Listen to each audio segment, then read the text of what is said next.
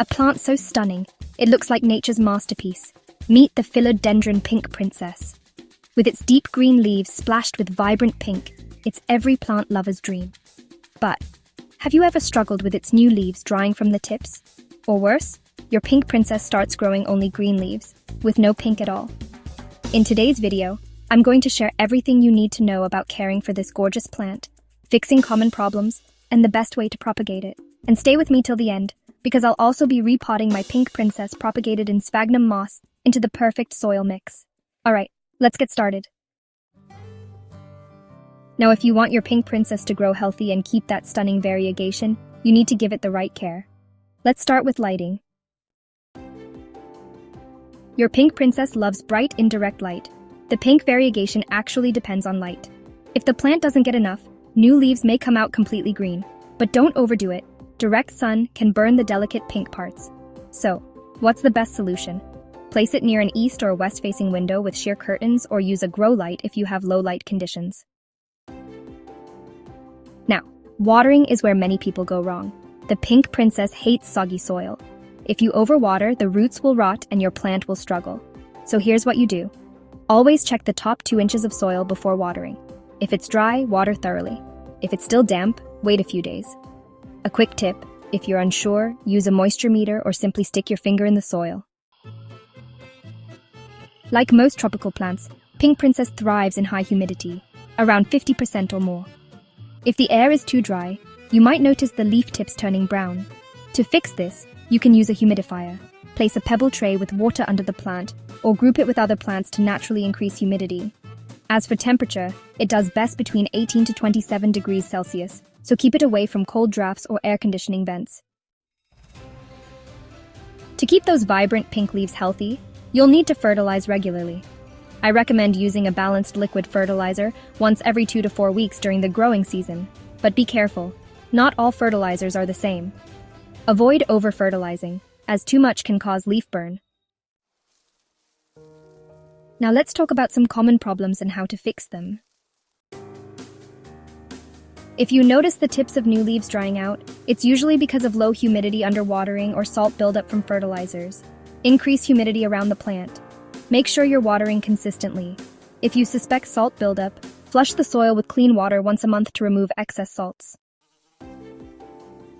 No one likes plant pests, and unfortunately, pink princess can attract them, especially spider mites and mealybugs. Spider mites leave fine webbing and cause speckled yellowing. Mealybugs look like tiny cotton balls on the leaves and stems. Wipe the leaves with a neem oil solution. Spray insecticidal soap weekly until the pests are gone. And don't forget to check the undersides of the leaves. They love hiding there. Now this is a frustrating one. You're waiting for a beautiful pink leaf, but instead, it's completely green. Your plant isn't getting enough bright light, or the variegation is unstable in that particular stem. Increase the light exposure. If your pink princess keeps producing only green leaves, prune it back to a stem section that has pink variegation. If your pink princess seems stuck, the issue is likely cold temperatures, poor soil, or lack of nutrients. Keep it in a warm environment. Use a well-draining soil mix, which we'll get to in a minute, and feed it regularly with a good quality liquid fertilizer. Sometimes, you might notice brown round spots appearing on the leaves of your Philodendron Pink Princess. This could be due to a few reasons, and here's how you can tackle each one. First, it could be fungal or bacterial leaf spot disease. To manage this, remove the affected leaves, improve air circulation around the plant, and use a copper-based fungicide. Overwatering and root rot is another possible cause. Check for mushy roots, repot the plant in well-draining soil, and water only when the topsoil is dry. Pests, such as thrips, spider mites, and scale, can also cause these spots. Inspect the undersides of the leaves, wipe them with neem oil, and use insecticidal soap if needed. Sunburn or light stress might be the culprit if your plant is exposed to too much direct sunlight. Move the plant to a spot with indirect light and keep grow lights at least 12 inches away. Lastly, fertilizer burn can cause brown spots too. In this case, flush the soil with clean water and reduce the frequency of fertilization. By identifying and addressing these issues, you can keep your pink princess looking its best. There are different ways to propagate pink princess, but I've found sphagnum moss to be the best method. Take a healthy cutting with at least one node. Wrap the node in damp sphagnum moss. Keep it in a humid environment, like a Ziploc bag or propagation box. In 3 to 6 weeks, you should see strong roots. However, if left too long, the roots can become tangled in the moss. To avoid this, consider transferring to leca or perlite before the roots get too long. Alternatively, you can propagate in water by placing a cutting in a jar and changing the water weekly. Though not as effective as moss, the roots will be weaker. Another method is soil propagation. Directly plant the cutting in soil, but ensure high humidity for best results.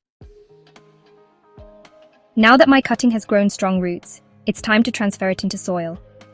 But before that, let's talk about the best growing medium for your pink princess. Philodendrons, including pink princess, can thrive in different types of soil mixes. You can make either a traditional soil-based mix or a completely soilless mix, depending on what works best for you. 25% potting soil provides essential nutrients. 20% perlite improves aeration and prevents soil compaction. 15% pumice enhances drainage and reduces the risk of root rot. 15% cocoa peat retains moisture without making the soil soggy. 15% orchid bark mimics the plant's natural growing environment and promotes root health. 10% vermicompost enriches the soil with organic nutrients for steady plant growth. Now, if you prefer a soilless mix, you can use a combination of leca, lightweight expanded clay aggregate, cocoa chips, perlite, and pumice. This mix provides excellent drainage and reduces the chances of overwatering. You don't have to follow a strict recipe. Feel free to interchange the ingredients based on what's available to you. The key is to create a light, airy, and well-draining mix so that the roots can breathe while ensuring the plant gets enough nutrients. Carefully remove the rooted cutting from sphagnum moss. Shake off any excess moss, being gentle with the roots. Fill a pot with your chosen mix and make a hole in the center. Place the cutting, cover the roots, and water lightly. Keep it in bright, indirect light and maintain humidity. And that's everything you need to know about caring for your Philodendron Pink Princess. If you follow these steps, you'll have a thriving, beautifully variegated plant in no time. If you faced any issues with your Pink Princess, drop a comment below. I'd love to help. And if you found this video useful, don't forget to like, subscribe, and tap the bell icon so you never miss a plant update.